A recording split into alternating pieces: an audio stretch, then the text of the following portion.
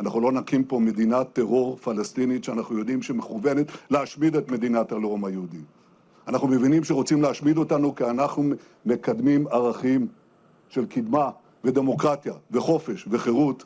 ובכן, כראש ממשלת ישראל, גם אני נחוש להמשיך למנוע מאיראן להחזיק בנשק גרעיני. ואני מבקש להבהיר, הנשיא טראמפ הוא גדול ידידינו. גדול הידידים שהיה לנו בבית הלבן, כוונתי לומר.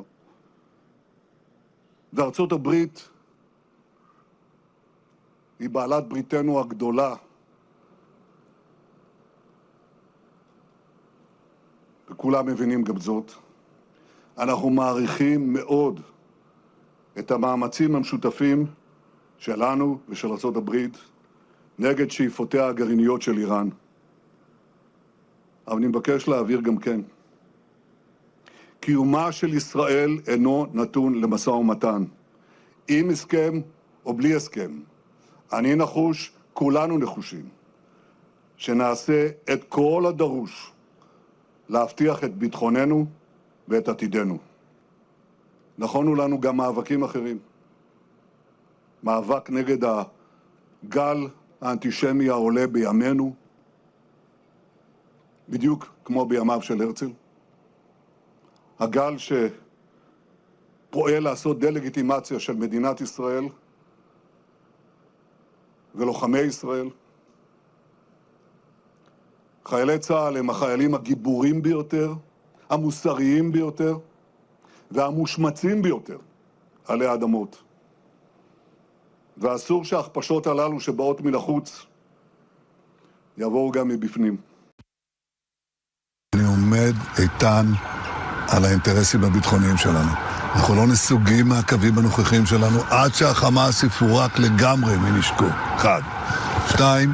אנחנו מנחים את חיילי צה"ל לעשות כל מה שצריך כדי להגן על עצמם, להגן על שטחנו, להגן על אזרחינו. 3. הנשיא טראמפ חושב, וצוותו חושבים, שהם יכולים להביא את החמאס להתפרק מנשקו ולפרז את עזה. אנחנו בודקים את זה. הם שלחו לנו טיוטה, לא הסכמנו, זה לא טיוטה שלנו, שלחנו את ההערות שלנו.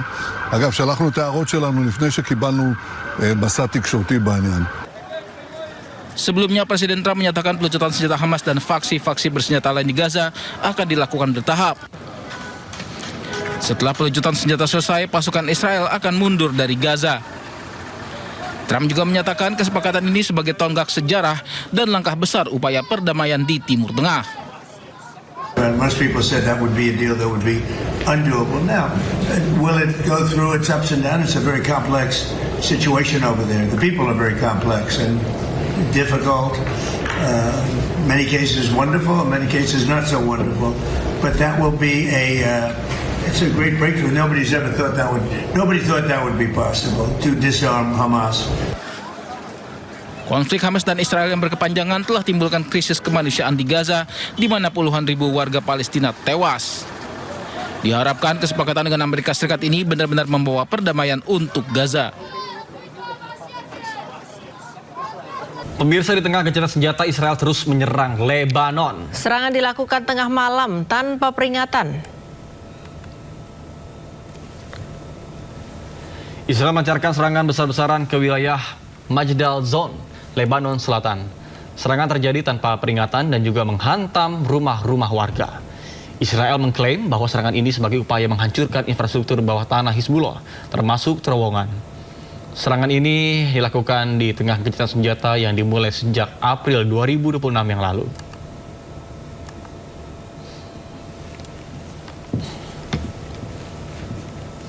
Sementara itu pemirsa, negosiasi antara Israel dan Lebanon terus digelar. Pembicaraan berfokus pada pembentukan zona percontohan baru di Lebanon Selatan. Pertemuan antara delegasi Israel dan Lebanon digelar di Roma, Italia. Pertemuan keduanya dimediasi oleh Amerika Serikat. Menurut laporan media setempat, pembicaraan berfokus pada pembentukan zona percontohan baru di Lebanon Selatan. Tidak hanya itu, pasukan Israel pun sepakat untuk mundur dari dan menempati zona percontohan. Sebelumnya pada hari Selasa, pemimpin Hizbullah Naim Qassem mengatakan bahwa negosiasi antara Lebanon dan Israel tidak akan membawa apapun selain rasa malu, penghinaan, dan kompromi berturut-turut bagi Lebanon.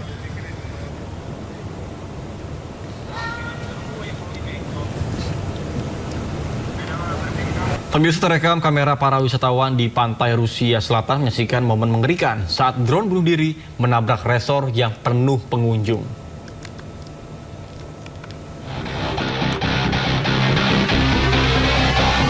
Para wisatawan di pantai ini menyaksikan momen mengerikan saat drone menabrak resort yang penuh pengunjung. Rekaman dari resort Landesic di Laut Hitam di Krasnodar, Rusia Selatan menunjukkan pesawat tak berawak turun sebelum meledak menjadi bola api. Kementerian Kesehatan Rusia mengatakan 7 orang tewas, termasuk 3 anak-anak, dan 58 lainnya terluka dirawat di rumah sakit. Ukraina belum memberikan komentar terkait insiden tersebut. Berulang kali Kiev membantah menargetkan warga sipil. Ketegangan ini terus terjadi setelah Moskow melancarkan serangan militer di Ukraina pada akhir Februari 2022.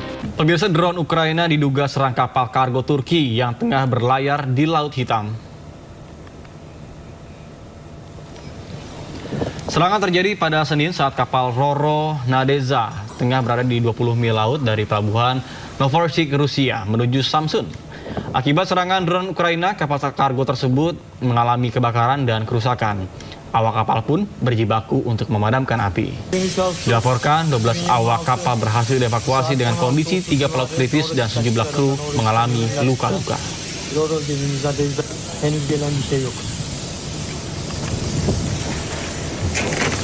Wah, narkoba disembunyikan di korset, tak? Waduh, tapi kalau misalnya korset, Kak Prisi ngomong pakai korset juga nggak? Pakai, saya pakai korset ya? untuk menyembunyikan lemak-lemak di perut ini.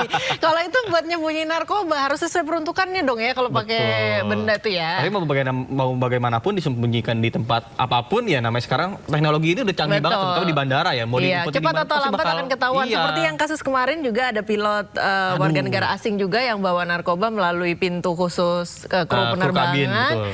Itu kedua kalinya mungkin tidak terdeteksi, tapi mungkin sudah dicurigai, sehingga yang ketiga kalinya akhirnya diringkus Iya, juga. tanggal apes nggak ada yang tahu intinya. Dan kebayang nggak sih kalau ternyata positif juga nih? Iya. Positif juga. Kebayang lagi terbang di ketinggian 32.000 kaki. Urinnya positif loh. Iya, dia lagi kenceng tuh. Waduh, gimana deh tuh? Tiba-tiba adrenalinnya kayak pesawat tempur kan, manuvernya kan agak ngeri tuh. Oh, itu nggak bisa. Nggak bisa ya. Aduh. Amit. Amit. Oke, kita ke informasi selanjutnya, pemirsa. Sebelumnya petugas keamanan Indonesia juga menggagalkan upaya penyelundupan narkotika melalui jalur penerbangan internasional dari Malaysia. Pelaku merupakan seorang pilot maskapai asing yang diduga memanfaatkan fasilitas khusus kru penerbangan untuk membawa puluhan ribu butir ekstasi ke Indonesia. Ini tadi yang baru saja kita bahas ya. Betul.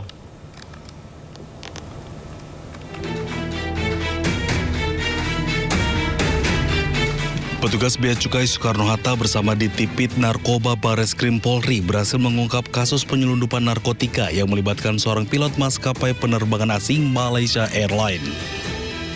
Saat dilakukan pemeriksaan terhadap bagasi kru, petugas menemukan 14 bungkus berjumlah 70.114 butir ekstasi yang disembunyikan di dalam koper milik tersangka. Penyidik juga menemukan 4 gram metapetamin atau sabu yang diduga digunakan untuk keperluan pribadi. Tersangka diduga memanfaatkan status pilot yang selama ini mendapatkan jalur pemeriksaan khusus sebagai kru agar barang haram dapat lolos dari pengawasan. Sementara itu, hasil tes urin yang dilakukan Dokes Polri menunjukkan tersangka positif mengandung MDMA, metapetamin, dan kokain. Temuan ini menguatkan dugaan bahwa tersangka merupakan pengguna narkotika saat menjalankan tugas sebagai pilot. Jadi satu perlakuan khusus itu memang diberikan kepada pilot. Ini seluruh dunia. Kru pilot itu pasti dapat perlakuan khusus karena mereka dianggap low risk. Kalau teman-teman naik ke bandara, jalur pilot tersendiri, jalur kru ya, kru pilot tersendiri. Kemudian juga mungkin penanganan bagasinya tersendiri. Hal itulah yang mungkin membuat sindikat merasa melalui pilot ini aman. Berdasarkan hasil pemeriksaan sementara, tersangka mengaku telah 3 kali membawa narkotika ke Indonesia. Penyidik Bareskrim Polri menduga tersangka merupakan bagian dari jaringan narkotika internasional. Dari Tangerang, Banten, Hasnugara Ayus melaporkan.